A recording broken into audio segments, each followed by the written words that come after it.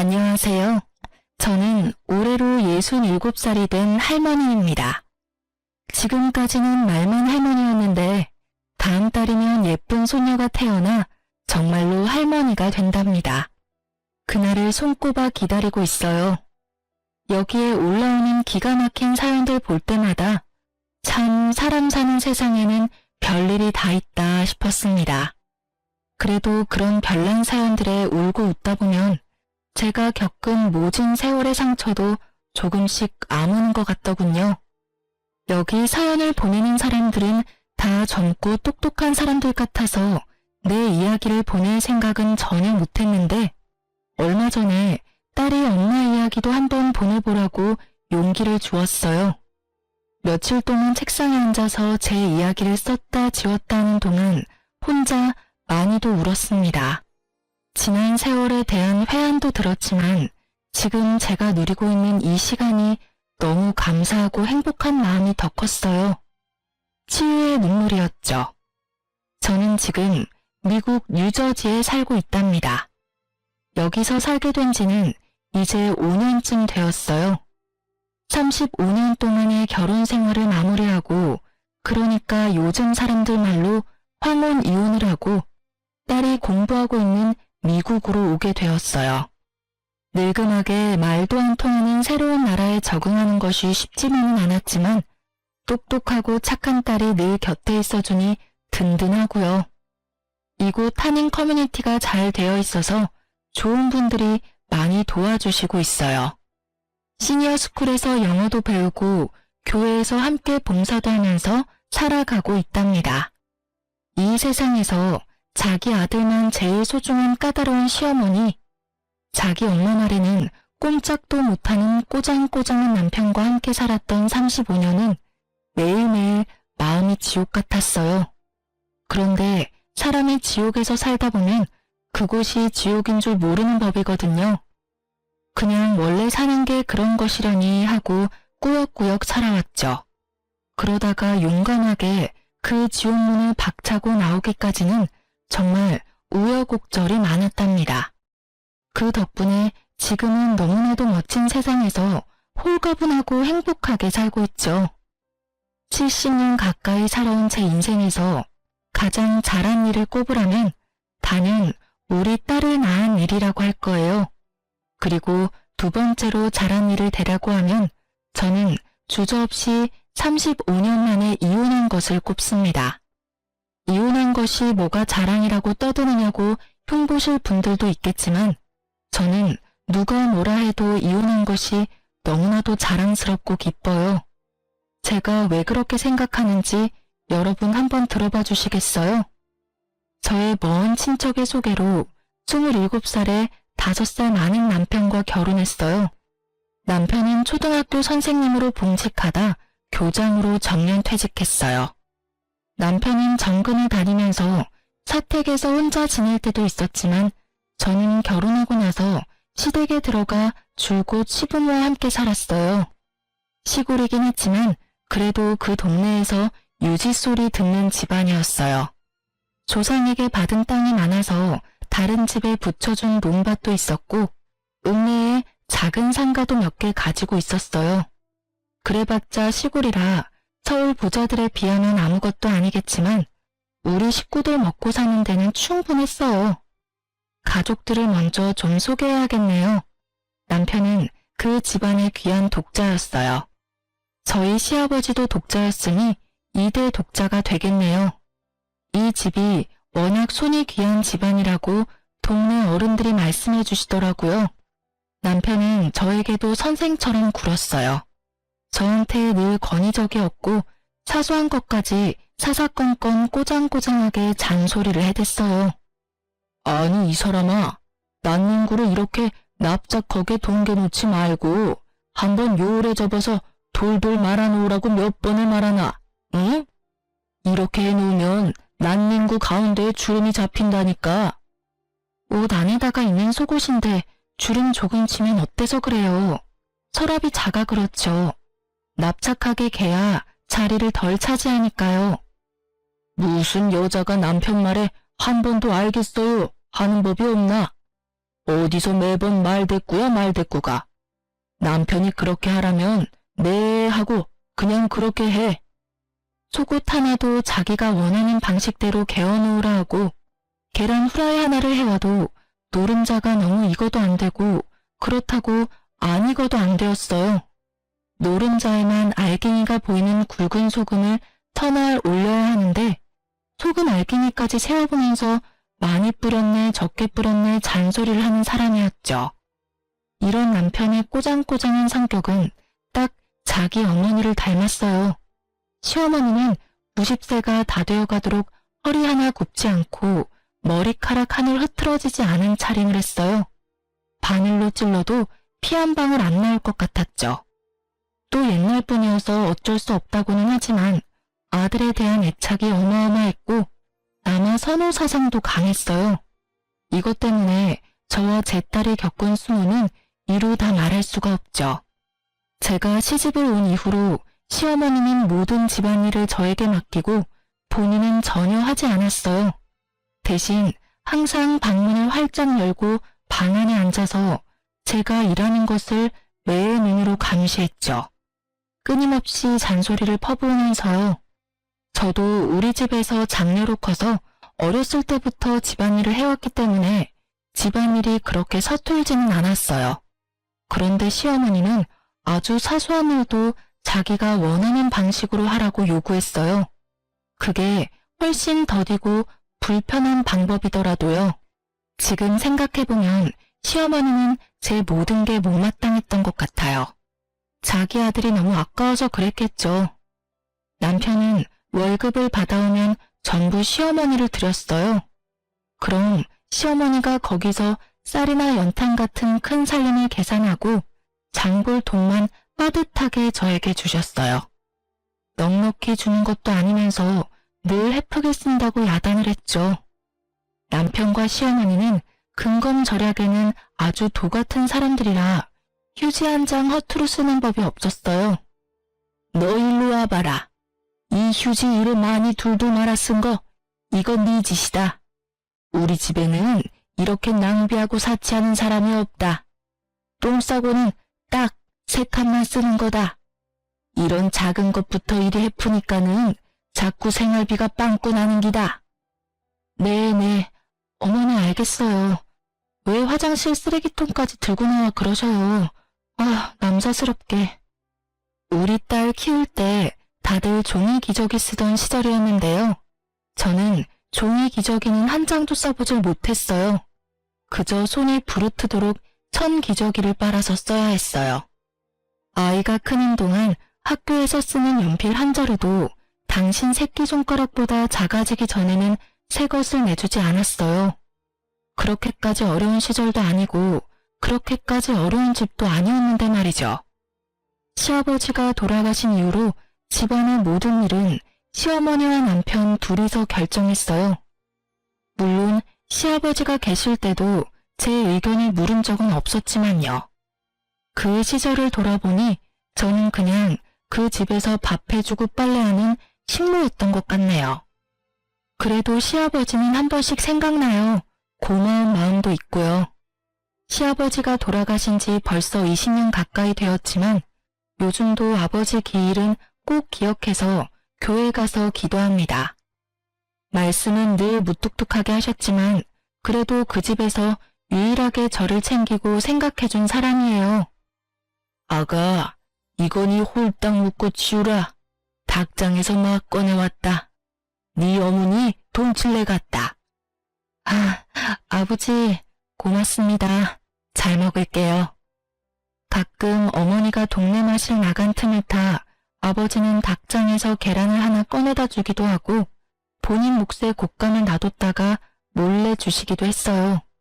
물론 고맙다는 제 인사는 듣지도 않고 휙 돌아서 나가버리시곤 했지만 저는 그래도 늘 따뜻한 마음이 느껴졌답니다. 시아버지는 폐암으로 일찍 돌아가셨어요.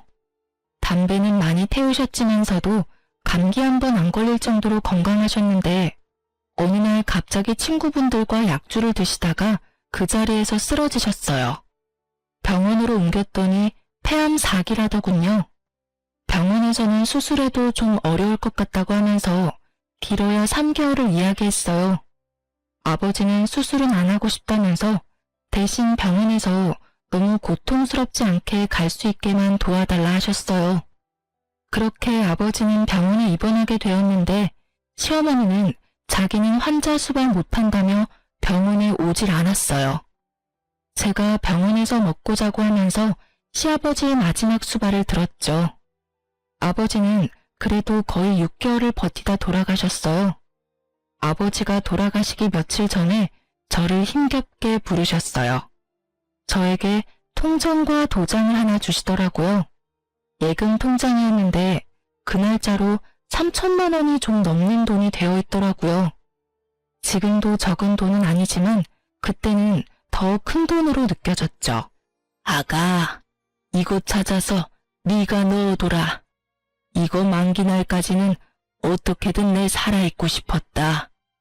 아니 아버지, 이게 뭐예요? 네가 이 고약한 집에 와서 고생이 많았다. 이거는 네 남편한테도 시어머니한테도 말하지 말고 지원이한테도 쓰지 말고 잘 놔둬. 잘 두었다가 꼭 필요할 때 너한테 써. 아버지, 저 이렇게 많은 돈 필요 없어요. 돈 필요 없는 사람이 어딨나? 늙으면 돈 쓸 일이 있다. 아버지, 저 이거 못 받아요. 이걸 제가 어떻게 받아요? 내 마지막 지켜준 거 고맙다. 이제 너 더 고생 안 하게 내 얼른 죽을게. 아버지, 그런 말 마세요. 얼른 나와서 집에 같이 가셔야죠. 아버지 없으면 내가 누구한테 계란을 얻어먹어요. 그 자리에서 펑펑 울었어요. 그날 너무 울어서 그런가 정작 시아버지 돌아가신 날은 눈물도 안 나오더라고요. 며칠 뒤에 시아버지는 거짓말처럼 돌아가셨어요. 저는 시아버지 말대로 그 돈은 아무한테도 말하지 않았고 은행에 넣어두고 없는 돈인 것처럼 잊어버리고 살았어요. 그래도 그 돈 덕분에 정말 마음 한구석이 든든하더라고요. 시아버지는 그렇게 살아계실 때도 유일하게 저에게 따뜻하신 분이셨고 돌아가셔도 저를 든든하게 해주셨어요. 친정 아버지가 일찍 돌아가셔서 저도 아버지 정을 모르고 살았거든요. 그래서 저에게는 시아버지가 주신 그 무뚝뚝한 사랑이 참 귀하고 고맙습니다. 마지막으로 이제 우리 딸 이야기를 해야겠네요. 딸 이야기를 하려니까 눈물부터 나네요. 우리 딸도 참 마음고생을 많이 했어요. 제가 막 결혼을 해서 시집에 들어왔는데 시어머니가 저를 앉혀놓고 이야기하더라고요. 남자에게 군 식구가 생기면 그 식구들 먹여 살리느라 등골이 빠지는 법이다. 애 주렁주렁 낳아서 우리 귀한 아들 고생시키지 말고 딱 아들 하나만 낳아. 더 낳을 생각일랑 하지 말고. 아들을 낳으면 좋겠지만 만약에 딸이 나오면 어떡해요, 어머니? 저는 정말 궁금해서 물어봤어요. 어떻게 아들만 골라 낳을 수가 있나 싶어서요. 그게 제 마음대로 되는 게 아니잖아요. 부정타게 재수없는 소리. 그냥 잔말 말고 아들 하나만 낳아서 키우라니까. 시어머니는 소리를 버럭 질렀어요. 아들을 골라 낳을 수 있는 것도 아니고 어떻게 딸을 낳는 것이 재수가 없는 일인가 싶었지만 시어머니가 버럭대는 통에 그 자리에서는 아무 말도 못했죠. 안타깝게도 임신이 바로 되지는 않았어요. 유산도 2번 했고요. 그때마다 시어머니는 몸을 함부로 했느니 어쨌느니 별 이상한 소리를 하면서 저를 비난했어요. 나중에 동네 어른들이 이 집은 워낙 손이 귀하다면서 시가 안 좋다는 소리를 슬쩍 전해주더라고요. 그래도 그때는 모든 게 제 탓인 것만 같았어요. 늘 주눅이 들어있었죠. 그러다가 결혼 4년 만에 어렵게 생긴 아이가 우리 딸이에요. 제가 그때 31살이었는데 그때는 그 나이가 엄청 노산이었죠. 그게 어떻게 하는 건지는 잘 모르겠지만 어쨌든 아들 하나만 낳아 잘 키우라고 했는데 어렵게 임신해서 겨우 딸을 낳았으니 시어머니가 저희를 곱게 볼 리가 없었죠. 아직 꽃샘추위가 남아있는 때였는데 산모방에 연탄 들어가는 것도 아깝다고 타박했어요. 그나마 그 연탄불도 몸을 푼 제가 나와서 직접 갈아야 했어요. 우리 아기는 시어머니가 한 번도 안아준 적이 없었어요. 딸은 어차피 남의 집 줄 거라면서 정줄 필요가 없다면서요. 아기를 낳고 3, 7일도 지나지 않은 어느 날 시어머니가 남편한테 이야기하더라고요. 저 물건은 임신도 잘 안 되고 아무래도 아들은 못 낳는 물건 같으니 어디 다른 여자한테 가서 아들 하나만 낳아서 데리고 와라. 아니 어머니, 그게 무슨 말씀이셔요? 학교 선생이 그런 짓을 하고 어떻게 아이들을 가르쳐요? 학교 선생이지만 남자고 이 집안의 독자인데 그게 뭐 흉이 된다니? 대를 잇는 것보다 더 중요한 게 어디 있다고. 세상 사람들이 그거 하나 이해 못할까? 네, 알았어요. 제가 알아서 할게요, 어머니. 이제 그런 소리는 하지 마세요. 일부러 저 들으라고 그랬는지는 모르겠지만 조심스럽게 하는 이야기는 아니었어요. 큰 소리로 이야기해서 방에 있던 제가 다 들었죠. 아무것도 모르는 아기가 들을까 싶어 신생아의 귀를 막고 서름이 북받쳐 올라 한참을 꺽꺽대고 울었던 기억이 나네요. 그래도 저한테 그러는 것까지는 제가 참으면 되는 일이었는데 우리 딸까지 구박할 때는 정말 화가 나더라고요. 참다 어머니에게 아이도 듣는데 그러지 마시라고 소리를 친 적도 있었어요. 그러고 나서는 며칠 동안 손이 발이 되도록 빌어야 했지만요.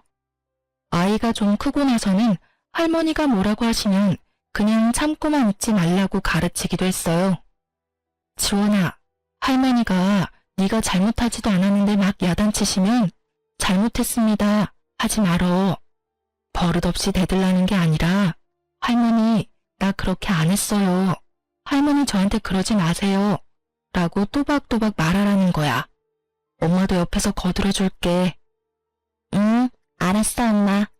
할머니는 정말 이상해. 어느 날은 이랬다고 뭐라고 하고 다른 날은 저랬다고 뭐라고 해. 맨날 나한테는 화만 내. 나 할머니 싫어. 할머니가 옛날 사람이라 그래.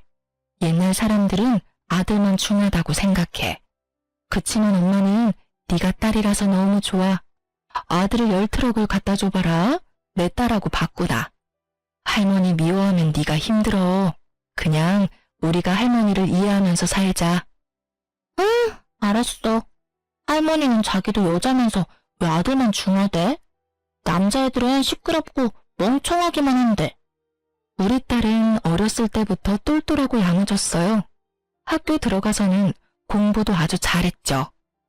어린 아이가 할머니를 이해하려고 노력하면서도 아닌 건 아니라고 야무지게 따지기도 잘했어요. 그러다 보니 할머니와 사이는 좋지 않았지만 할머니가 우리 딸에게 함부로 대하진 못했어요. 좀 어려워했다는 말이 더 맞겠네요. 저는 정말 다행이라고 생각했어요. 저는 늘 딸이 자랑스러웠답니다. 중학교에 들어간 딸은 전교 1등을 놓치지 않았어요. 물론 시골의 작은 학교이긴 했지만 선생님들이 입을 모아 칭찬하는 모범생이었어요. 중3 때 담임 선생님은 특히 딸아이를 정말 아껴주셨는데 그분이 적극적으로 도와주셔서 다른 지역에 있는 특목고에 지원할 수 있었어요. 물론 합격했죠.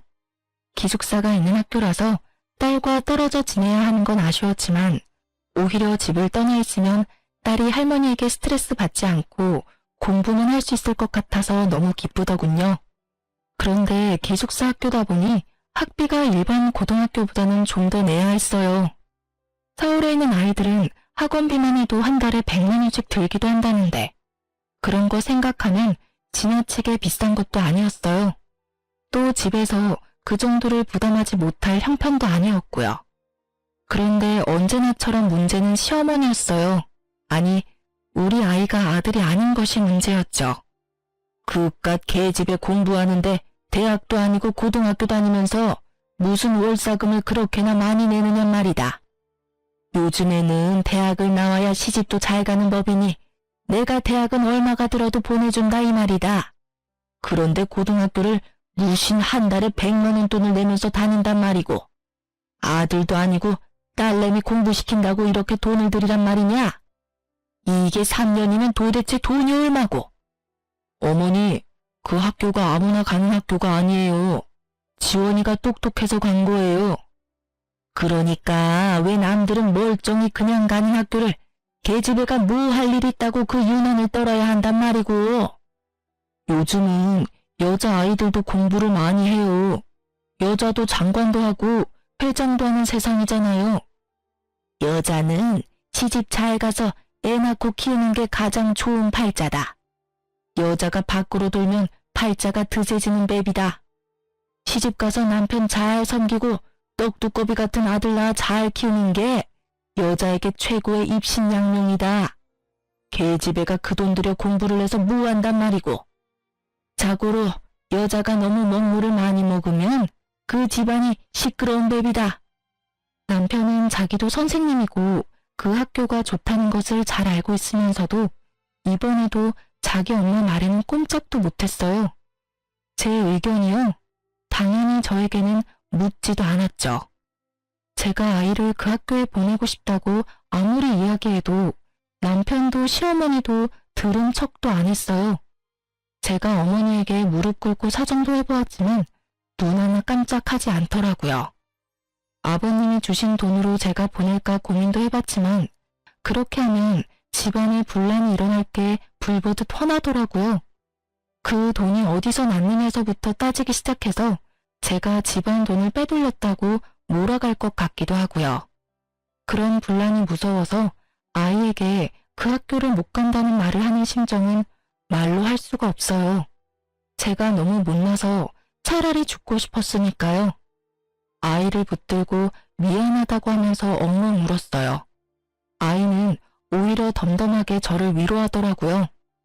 엄마, 나 정말 괜찮아. 걱정하지 마. 내가 가만히 생각해보니까 오히려 여기서 학교 다니는 게 내신 성적에 더 유리할 것 같아. 고등학교가 중요한 게 아니라 대학 가는 게 더 중요한 거잖아. 나 그냥 여기서 학교 다닐래. 지원아, 너는 이 집을 꼭 떠나야 해. 이 집에서 벗어나야 네가 마음껏 날개를 펼치고 살 수 있어. 그래, 고등학교는 어쩔 수 없게 되었지만 대학은 꼭 서울에 있는 좋은 대학을 가자. 너 하고 싶은 공부 있으면 멀리 유학도 가. 엄마가 어떻게든 너 하고 싶은 것 하면서 살 수 있게 도와줄게. 응, 엄마, 나 자신 있어. 서울대도 가고 유학도 갈 거야. 나중에 엄마랑 나랑 우리 둘이만 같이 살자. 내가 성공해서 엄마도 여기서 벗어나게 해줄게. 저는 그 일을 계기로 돈을 벌어야겠다고 마음먹었어요. 제가 경제적 능력이 없으면 결국 제 딸을 지켜줄 수가 없겠더라고요. 저는 배운 것도 부족하고 돈을 벌어본 일도 없으니 제가 할 수 있는 일은 한정되어 있었어요. 또 동네에서 일을 하면 시어머니와 남편의 귀에 들어갈 테고 그러면 또 여자가 어쩌고 하면서 절대 못하게 할 테니 버스를 몇 번씩 타고 다른 동네에 있는 인력상의소를 찾아갔어요. 집을 많이 비울 수도 없고 시어머니 눈치가 보여서 고정적으로 오래 하는 일은 못했지만 거기서 소개해주는 일은 어떻게든 기회와 핑계를 만들어서 했어요. 서너 시간 남의 집 청소도 하고 아이들 학원차 태워주는 일도 하고 바쁜 식당에서 설거지도 했어요. 시 경계를 넘어 사는 친정 동생이 아프다고 조카를 돌보러 간다는 핑계도 대고 아이 학교에서 무슨 일이 있다고도 하고 매번 그럴듯한 말을 지어내느라 진땀을 냈죠. 그맘때쯤 어머니는 동네 경로당에서 하루 종일 시간을 보낼 때가 많아서 어머니 없는 틈에 부지런히 일을 다녔어요. 일을 하고 오면 여기저기 안 아픈 데가 없었지만 우리 딸 위해서 돈을 모으는 재미에 힘든 줄도 모르고 열심히 살았어요. 우리 똑똑한 딸은 역시 고등학교에서도 전교 1등을 놓치지 않았고 대한민국 사람 누구나 다 아는 좋은 대학교에 들어갔어요. 대학교에서도 딸은 장학금을 받고 다녔어요. 다행히 제 아버지가 자취할 생활비 정도는 보내주더라고요. 딸에 대한 애정은 있는 사람이었어요. 딸이 공부 잘하는 것을 은근히 자랑스러워하기도 했고요. 그렇게 딸은 대학을 졸업하고 1년을 준비해서 미국으로 유학을 가게 되었어요. 미국에 있는 로스쿨에 합격을 했대요. 아는 사람 하나 없는 그 먼 데다가 딸을 보내는 마음이 꼭 내 심장 한 구석을 떼어내는 것 같았지만 우리 딸이 이 집으로부터 더 멀어진다는 사실에는 또 얼마나 안심이 되고 기분이 좋았는지 몰라요. 그런데 이번에는 시어머니는 물론 남편까지 딸의 유학을 반대하고 나섰죠. 여자애가 위험하게 어딜 혼자 그 먼 데를 가겠다는 거냐? 아는 사람 하나 없는 곳을. 너희 할머니도 노발대발 하신다. 너 절대 못 가게 하라고 난리시라고. 아빠, 저는 성인이에요. 아빠나 할머니의 허락이 필요한 나이가 아니라고요. 다른 사람들은 가고 싶어도 못 가는 학교예요. 제가 노력해서 제 힘으로 가게 되었어요. 제발 더 이상 제 앞길 막지 마세요. 너 유학 가려면 호적 파가지고 가라. 그럼 너는 이제 더 이상 내 딸 아니다. 호적은 아빠가 파주세요. 여자라는 이유로 지금까지 제 앞길 가로막은 그 호적을 알아서 빼주신다면 저는 너무 감사하죠. 그렇게 딸은 유학을 떠났어요. 저는 눈치가 보여서 공항에도 나가보지 못했어요. 물론 다 큰 아이고 똑똑한 아이지만 혼자서 그 먼 데를 떠났다고 생각하니 어찌나 먹먹한지 그날 하루 종일 하늘만 보면서 눈물을 훔쳤네요. 그래도 아이가 떠나는 날 제가 그동안 차곡차곡 모았던 돈을 딸에게 보내줬어요. 딸은 안 받는다고 난리였지만 저에게는 그렇게 할 수 있는 것이 너무나 행복했어요. 많지 않은 돈이지만 그래도 공부하는 동안 생활비에는 보탬이 될 것 같았어요. 우리 딸에게 처음으로 엄마 노릇을 제대로 한 것 같더라고요. 미국에 간 딸은 제 아빠와는 정말 연락을 하지 않았지만 저와는 매일 인터넷 통화도 자주 했어요. 그러던 어느 날 목욕탕에서 세신을 해주신 아주머니가 저에게 오른쪽 가슴에 뭐가 만져진다고 병원 한번 가보라는 거예요. 자기 언니가 그랬다면서요. 그러고 보니 제가 만져봐도 덩어리 같은 것이 잡히더라고요. 아무리 만져봐도 느낌이 좀 이상했어요. 딸과 이야기를 나누다가 이 이야기를 했더니 마침 딸이 얼마 후에 방학이라 한국에 오겠다면서 이참에 건강검진을 같이 해보자고 예약을 해주었어요. 유방암 3기였어요. 암의 크기가 크다고 당장 수술을 받으라 하더라고요. 이럴 경우 5년 이상의 생존율이 40%밖에 안 된다면서요. 당장 수술 날짜를 잡고 일단 집으로 내려와서 남편과 시어머니에게 이 사실을 알렸어요. 남편은 좀 놀란 얼굴로 말이 없었는데 시어머니는 대뜸 수술하지 말라는 소리부터 하더라고요. 유방암이면 유방을 잘라내는 거 아니냐? 아이고, 이제 하다 내 아들이 한쪽 유방이 없는 여자랑 살라는 소리냐? 그 쓸데없이 수술할 거 없다. 암 수술이면 돈도 한두 푼 드는 것도 아니고 저 우리 옆 동네 산에 암 걸려서 요양 온 사람 있는데 여와서 3년 동안 공기 좋은 데 있으면서 누룩나무 껍질 차 다려 먹었더니 암이 싹 다 낫다더라. 너도 여기서 누룩나무 껍질 다려 먹고 요양하면 다 나을 건데 무슨 가슴 잘라내는 수술을 한다니? 어머니, 제가 일단 같이 병원에 갔다 와 볼게요. 진짜 수술을 해야 하는 건지 어쩐 건지 제가 잘 알아보고 올게요.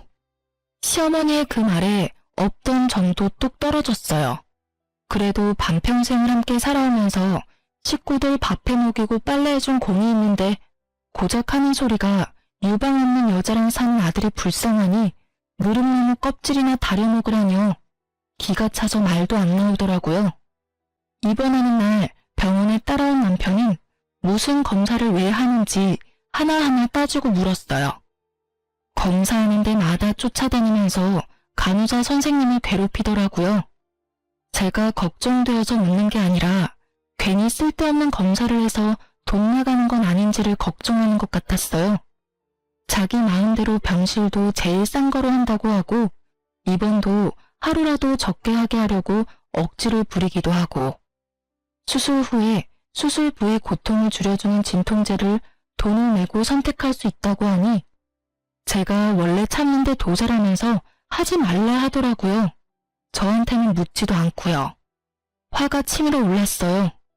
아무리 천하제일의 짠돌이라지만 평생 자기 집에서 밥하고 빨래하고 자기 수발, 시어머니 수발에 시아버지 병수발까지 다 든 내가 아프다는데 쫓아다니면서 계산기를 두드리고 있는 모습이 정말 꼴보기 싫었어요.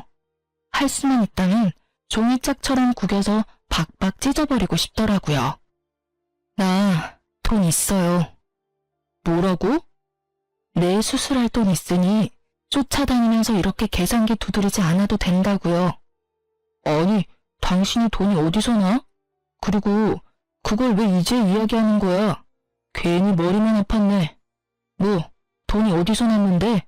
아니, 그보다 얼마나 있는데? 집으로 가세요. 그리고 이제 병원에 오지 마세요. 내 수술도 내가 알아서 하고 죽어도 혼자 죽을랍니다. 그깟 유병암으로 요즘 안 죽어. 당신 죽으면 우리 어머니는 누가 돌봐? 절대 죽으면 안 되지. 그나저나 돈이 얼마나 있는데? 내가 죽으면 자기 어머니를 돌볼 사람이 없다는 말에 저도 우리 시아버지처럼 수술 받지 말고 그냥 죽어버릴까도 잠깐 생각했어요. 더는 그 집에서 살고 싶지가 않더라고요. 내가 이 집에서 떠나려면 죽는 방법밖에 없다고 생각했어요. 그런데 그 말을 듣고 있던 딸이 미친 사람처럼 제 아빠에게 화를 내더라고요. 아빠한테는 지금 엄마가 살아야 하는 이유가 고작 할머니를 돌보기 위해서예요? 세상에, 아빠가 그러고도 사람이에요. 엄마가 지금까지 어떻게 살았는데, 할아버지 병수발도 엄마가 다 했는데, 엄마가 아니라는데 고작 나와서 할머니를 돌보라는 소리를 해요? 아니, 너 왜 소리를 지르고 그러냐? 아빠와 할머니는 사람이 아니에요. 양심도 없고 염치도 없어요. 사람의 탈을 쓴 악마라고요. 엄마 말대로 그냥 집에 가세요. 가서 병원에 다시는 얼씬대지 마세요. 엄마는 내가 돌봐요. 아빠 얼굴 보면 엄마가 더 아플 것 같아요. 병원에 그림자라도 나타나면 나 가만히 있지 않을 거예요. 다시는 오지 마시라고요. 아셨어요? 딸이 그렇게 화를 내는 모습을 보니 정신이 번쩍 들었어요. 그리고 내가 살아야겠다 생각했어요. 수술을 잘 받고 살아나서 이 사람하고 이혼해야겠다고, 이 지긋지긋한 곳을 떠나야겠다고요. 다 큰 딸이 입 바른 소리를 하니 남편은 별 대꾸도 못하고 멍하니 서 있다가 센 입맛을 다시면서 돌아갔어요. 딸에게 수술하고 건강해져서 남편과 이혼하겠다고 이야기했어요. 딸은 저를 꼭 끌어안고는 자기가 도와주겠다고 하더라고요. 엄마, 수술 잘 받고 보란듯이 건강해져서 나랑 미국 가서 살자. 내가 성공해서 엄마 그 집에서 데리고 나온다고 했잖아. 내가 아직 성공은 못했지만 내가 최선을 다해서 도와줄게. 엄마, 아무것도 걱정하지 마. 그래, 엄마 수술 잘 받고 건강해질게. 너랑 둘이만 산다는 생각만 해도 병이 다 낫는 것 같다. 그렇게 서로 부둥켜 안고 한참을 울었네요. 다행히 수술은 성공적이었어요. 암의 크기가 커서 걱정했는데 천만다행으로 전이가 많이 된 상태는 아니었다고 하더라고요. 퇴원은 할 수 있었지만 방사선 치료를 위해 자주 통원을 해야 했고 치료 기간 동안은 가족들과도 격리되어 있는 것이 좋다는 핑계로 병원 근처에 작은 오피스텔을 얻었어요. 건강해지겠다는 일념으로 열심히 치료에 참여했죠. 잘 넘어가지 않는 밥도 무르게 익히고 잘게 잘라서 어떻게든 억지로라도 넘겼고 집에서라도 몸을 잡고 움직이려고 노력했어요. 의사 선생님이 시키는 건 뭐든지 철저히 따랐어요. 딸이 인터넷으로 좋다는 것들을 찾아서 정리해주면 그것도 열심히 찾아서 먹고 그대로 실천했어요. 저는 꼭 건강을 회복하고 살아야 했으니까요. 드디어 병원에서 예후가 좋을 것 같다는 이야기를 들었어요. 5년 동안 재발이 되지 않아야 완치가 되는 거지만 제 몸속에 이제 암세포는 남아있지 않다더라고요. 그때부터 본격적으로 이혼을 준비했습니다. 딸은 저를 돕겠다고 학교를 휴학하고 한국에 들어왔어요. 지원아, 미안하다. 엄마 때문에 하던 공부도 중단하고. 엄마가 너한테는 늘 짐이 되는구나.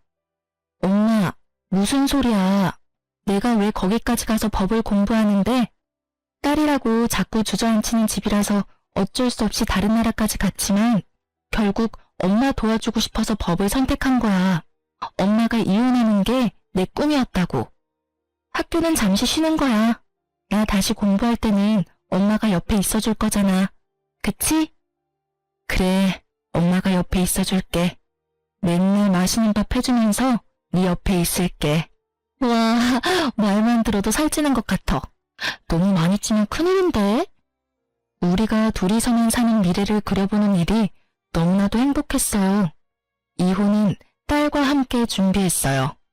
딸과 함께 여러 군데 변호사 사무소를 다니면서 상담을 받았고 그 중에서 가장 우리를 잘 이해하고 편안하게 해주는 믿음직한 변호사를 선임했어요. 일단 변호사를 선임하고 나니 착착 진행이 되더라고요. 집에 사람이 없을 만한 시간에 가서 제 짐을 정리했어요. 35년을 살았지만 제 짐이랄 것이 별로 없더라고요. 딸이 사준 고운 옷 몇 벌과 딸 어렸을 때 사진들과 기록들, 통장과 도장 같은 것들 몇 가지를 제외하고는 다 미련이 없었어요. 그렇게 단출한 짐을 챙겨서 나오는데 동네 경로당에 있을 거라 생각했던 시어머니와 길에서 딱 마주쳤어요. 저는 갑자기 심장이 내려앉는 줄 알았죠. 그런데 어머니가 좀 이상하더라고요. 왜 날 그렇게 쳐다보시오? 이 동네 사람인가? 아, 네. 아니, 그러니까. 에이, 별 정신없는 사람 다 보겠네. 누구냐고 묻는데 왜 말을 못해? 그때 이웃에 사는 아주머니가 나타나 제 손을 끌고 가면서 말했어요. 아이고, 우리 집에 온 손님이네. 어르신, 어디 가시는 길이에요? 경로당에 있지 왜 돌아다니셔? 아들이 또 찾느라 고생하겠네. 얼른 경로당에 가 계셔요. 네? 경로당 가는 길이요. 경로당 가는 길이 맞는데 왜 안 나오나 그래? 아주머니는 저를 자기 집으로 데리고 들어갔어요. 암에 걸렸다는 이야기를 듣고 걱정했다고 하시며 제 손을 쓸어주셨어요. 저보다 10살 많은 친정 언니 같은 분이었는데 제가 형님 하면서 잘 따랐어요. 저는 그간에 있었던 일들을 이야기하며 형님 앞에서 펑펑 울었답니다. 형님도 제 손을 잡고 눈물을 흘리셨어요. 그래, 지원 엄마야. 잘 생각했다. 아까 어머니 이상한 거 봤지? 검사 결과 치매란다. 치매요? 아니, 언제부터, 어쩌다가요? 뭐, 한 달 남짓 되었을까? 할매가 집을 못 찾고 헤매고 다니는 걸 동네 사람이 데리고 온 적이 있는데 또 얼마 안 가서 경찰서에서 연락이 오고 그랬거든. 동네 보건소에서 읍내 병원으로 가보라 해서 지원 아빠가 데리고 갔나 보대. 아직은 초기지만 치매가 진행되고 있단다. 아직 초기라는데 그래도 저를 못 알아보시네요? 저러다 또 멀쩡해지기도 하는갑더라. 또 어느 날은 멀쩡하게 알아보고 정정해. 그러다 한 번씩 또 이상하고. 순간 조금 흔들렸어요. 이런 노모를 두고 제가 이혼을 한다는 게 잘못된 일인 것 같고 죄책감도 들더라고요. 그런데 그런 눈빛을 읽었는지 동네 형님이 앉아있는 제 다리를 철썩 때리더라고요. 지원 엄마야, 너 정신 차려라. 지금까지 저 집에서 그 고생을 하고 또 치매 노인까지 수발 들으려고? 네 목숨 걸고 결심한 거라면서 뭘 고민하고 있어. 아이고, 내가 괜히 붙잡았네. 이제 가, 빨리 가. 멀리 도망가서 나라고 행복하게 살아. 형님의 그 말이 너무 고마워서 저는 또 눈물콧물을 다 빼고 울었죠. 얼굴 다시 못 보는 거야 좀 서운하지만은 지원 엄마가 무슨 고생을 하면서 살았는지 이 동네 사람들은 다 안다. 말을 못해서 그렇지 네가 너무 안쓰럽고 아깝다고 다들 마음 아파했다. 그러니까 이제라도 도망가서 잘 살아. 네가 잘 살면 내 마음도 좋다. 형님, 고마워요. 제가 연락할게요. 그동안도 너무너무 고마웠어요. 저는 그 길로 집을 나와서 변호사를 대리인으로 세우고 이혼을 진행했어요. 제 연락처도 바꾸고 서류에는 변호사 연락처만 알려주었죠. 딸도 마찬가지로 연락처를 바꾸었고요. 변호사를 통해 남편이 변호사 사무실로 찾아와서 저를 내놓으라고 난리를 쳐서 경찰이 왔었다는 이야기를 전해 들었어요. 이혼 과정은 말처럼 쉽지만은 않았어요. 시어머니와 남편에게 부당한 대우를 받았던 그 모진 시간들을 다시 떠올리고 서류로 만드는 작업을 하다 보니 매일 눈물이 나고 화가 나기도 하고 우울증에 걸릴 것만 같았죠. 제가 일하면서 모았던 예적금 내용도 증거로 제출하고 시아버지 병수발 드는 동안 무료한 시간을 보내느라 써두었던 병상일지도 아주 귀한 자료가 되었어요. 딸도 할머니와 아빠의 부당한 대우를 구체적으로 증언하고 딸이 어린 시절 썼던 일기장도 증거로 제출했어요. 딸의 중학교 3학년 때 담임선생님은 딸이 특목고에 진학하지 못했던 당시의 상담한 자료를 찾아서 보내주시기도 했어요. 마음은 힘들었지만 한편으로 많은 분들에게 정말 너무 감사한 날들이기도 했답니다. 이런저런 증거들을 근거로 시어머니에게는 위자료를 요구하고 남편에게는 재산의 절반을 분할해달라는 청구를 했어요. 조정도 하고 법원에도 몇 번씩 불려가야 한다는데 저는 그 과정을 고마운 변호사 선생님이 다 대신해 주셨어요. 그래서 남편과는 그 이후로 얼굴 한번 마주치지 않을 수 있었네요. 지나는 시간이 흘러 결국 이혼을 하게 되었고 시어머니는 위자료 1,000만 원을, 남편은 재산의 절반을 분할해 주라는 판결을 받았어요. 남편은 제가 어느 날 갑자기 없어졌고 자신에게 한마디 상의도 없이 이혼을 했다며 법정에서 분통을 터뜨렸다고 하네요. 저희 의뢰인이 말씀하시기를 35년 사는 동안 집안의 대소사에 대해 의뢰인과 한 번도 한마디 상의하신 적이 없다고 하시더군요. 모든 걸 어머니와 남편 두 분이 상의하고 통보했다고요. 저희 의뢰인도 이혼에 대해 따님과 두 분이 상의하고 결정하셨다고 합니다. 그렇게 이혼이 마무리되고 나서 저는 딸을 따라 미국으로 이주했어요. 딸은 학교로 다시 돌아가서 열심히 공부했고 그 어렵다는 변호사 시험에도 합격했어요. 그리고 여기서 태어난 미국계 한국인을 만나 결혼도 하게 되었답니다. 화목한 가정에서 자란 반듯한 사위는 너무 다정한 사람이에요. 서로를 아끼고 사랑하는 둘의 예쁜 모습을 보고 있으면 저는 너무 행복해서 머리가 멍해지기도 해요. 우리 딸은 저와 같은 삶을 살지 않는 것이 너무나도 다행스럽고 자랑스러워요. 저는 여기서 참 좋은 분들을 만났어요. 황혼 이혼을 하고 딸과 함께 왔다는 이야기에 모두가 쿨! 이러면서 엄지손가락을 들어줘요. 낯선 땅에서 영어도 못하는 제가 어떻게 살 수 있을까 했는데 여기 와보니 세상은 정말 너무너무 넓고 다양한 삶이 있는 곳이라는 생각이 드네요.